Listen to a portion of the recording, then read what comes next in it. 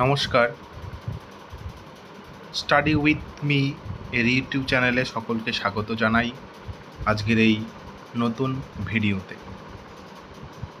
আজকে আমরা এই ভিডিওতে আলোচনা করব ভারতবর্ষের হিমালয় পর্বতে অবস্থিত কিছু ভ্যালিজ এই সম্পর্কে। আমরা দেখেছি বিভিন্ন কম্পিটিটিভ এক্সামে, সে এক্সাম এসএসসি দ্বারা আয়োজিত সিজিএল হোক বা সিএইচএসএল বা এমটিএস, অথবা বিভিন্ন রাজ্যের পিএসসি দ্বারা আয়োজিত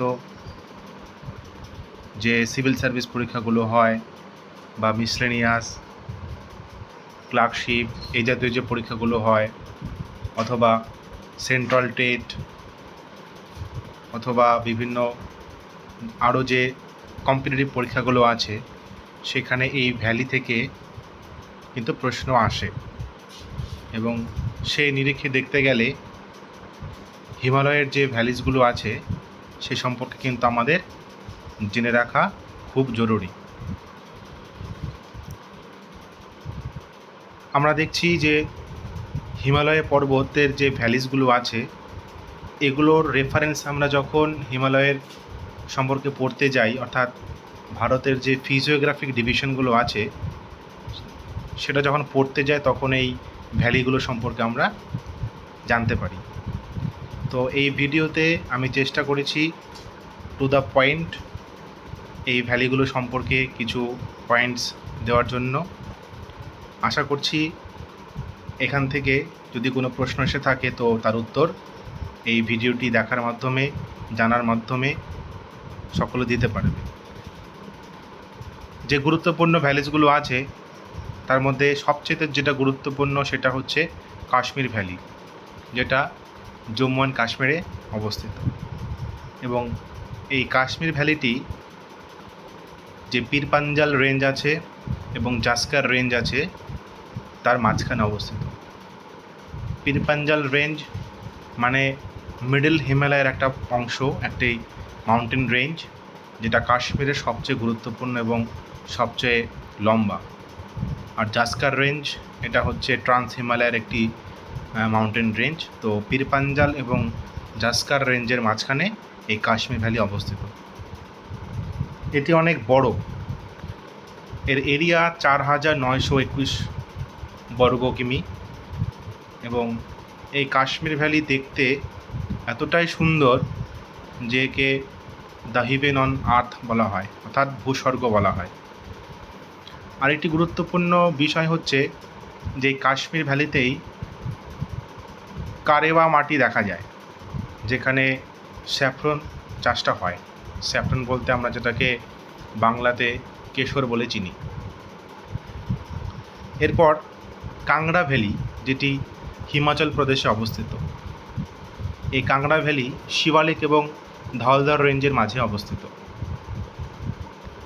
এই হিমাচল প্রদেশ যে রাজ্যটি আছে, এখানে মোট 4টি গুরুত্বপূর্ণ ভ্যালি রয়েছে।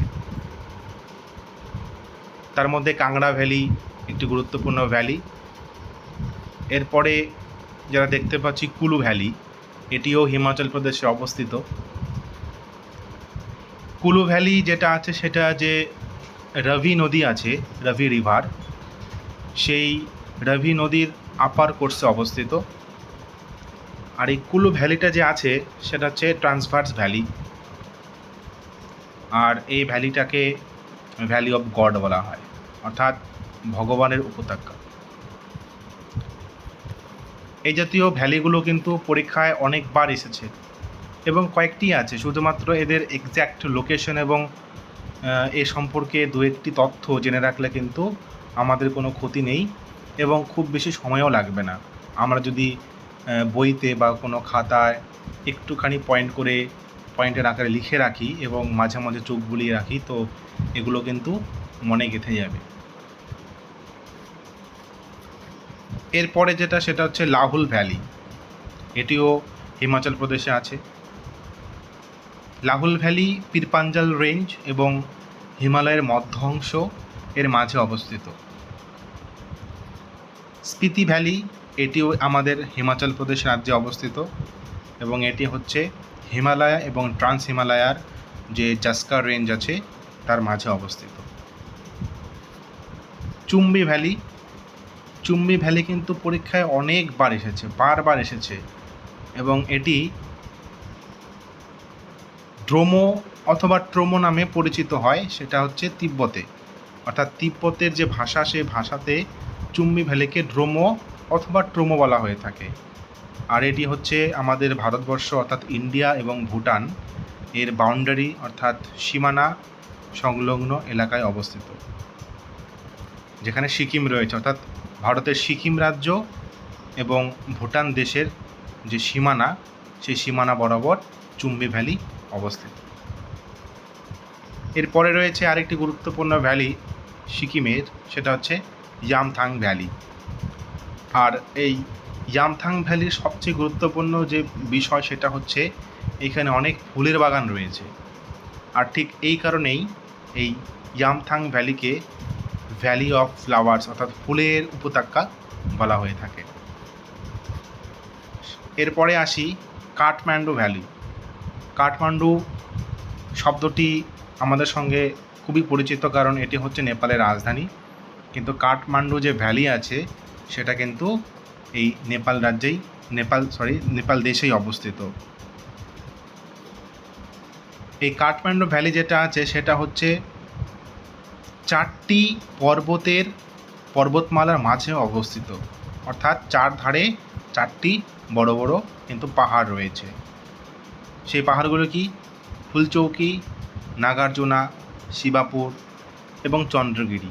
এই 4টি যে পর্বতমালা রয়েছে তার মাঝে আমাদের এই কাঠমান্ডু ভ্যালি অবস্থিত। আরেকটি বিষয় সেটা হচ্ছে একটি নদী আছে বাগমতী নদী, এই নদীটি এই কাঠমান্ডু ভ্যালির মধ্য দিয়ে কিন্তু প্রবাহিত হয়েছে। তো এই ছিল আমাদের কিছু গুরুত্বপূর্ণ ভ্যালি, আমাদের যে হিমালয় রয়েছে তার খুবই গুরুত্বপূর্ণ ভ্যালি, যেগুলো পরীক্ষায় বারবার এসে থাকে। তো আশা করছি যে তোমাদের এই ভিডিওটা কাজে লাগবে। তোমরা চাইলে এর পিডিএফ পেতে পারো, অথবা এই সম্পর্কে যদি আরও বিস্তারিত আলোচনা চাও তো তোমরা কমেন্ট সেকশনে আমাকে জানাতে পারো।